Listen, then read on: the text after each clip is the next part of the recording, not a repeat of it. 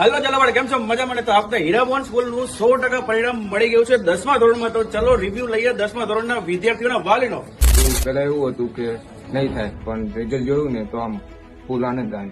10મા નંબરમાં મારો પહેલો નંબર આવ્યો, મને બહુ જ ખુશી થઈ છે, બહુ જ આનંદ. બીજા નંબરમાં જે સાયન્સની ટીમ છે એ બધી ટીમ 15 વર્ષથી લઈને 25 વર્ષની અનુભવી ટીમ છે.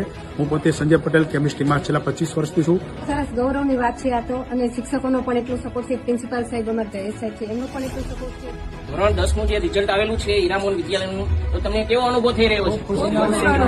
100% રિઝલ્ટ આવેલું છે. નામ યશલા દોડિયા છે. હીરામોહન વિદ્યાલયમાં અભ્યાસ કરતો હતો. મારો ધોરણ 12 કોમર્સમાં અભ્યાસ કરતો હતો.